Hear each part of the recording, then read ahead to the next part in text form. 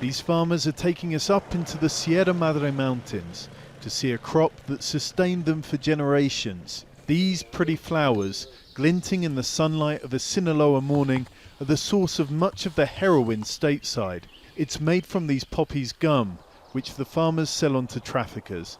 They say it's the only crop around here that pays. There isn't enough land to be growing quantities of corn or tomatoes for profit. If everyone in the community did that, we wouldn't earn enough to buy shoes or clothes or school bags for the children. Whatever the ethics of it, this has meant that communities in the hinterlands of Sinaloa could get by, until the last 2 years, that is, when everything changed. What we hear is that in the US there's some synthetic drug, and that means that our price has crashed. He's talking about fentanyl, an opioid that's 50 times stronger than homegrown heroin. On top of that, it can be cooked up in 2 days, rather than the 5 months the farmers' crops take to grow. There's no wonder traffickers prefer it, and it's putting the farmers out of business.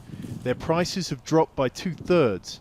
Many are migrating to the US. This situation isn't just playing out here, but in communities across Mexico. After all, poppy fields have been found in more than half of the country's states. And it's completely reasonable to think that it would be a good thing if these fields, after all, the starting point of heroin, did become a thing of the past.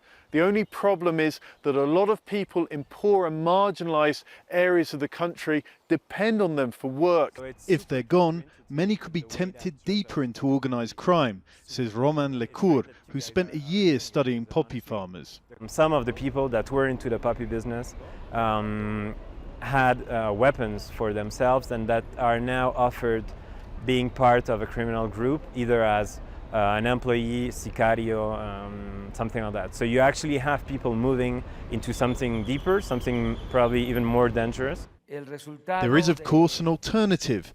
This could be a golden opportunity for the government to get farmers out of the business altogether. The president says he's working on it. Many of them are being helped and will be helped, all of them. Where there was poppy farming, we can stimulate the production of corn and pay a better than fair price for the corn to compensate for the poppy. Crop substitution is just one option. Another could be legalizing opium production for medical use. Whichever way, right now there's a small window of opportunity to bring these farmers out from the shadows. John Holman, Al Jazeera, Sinaloa.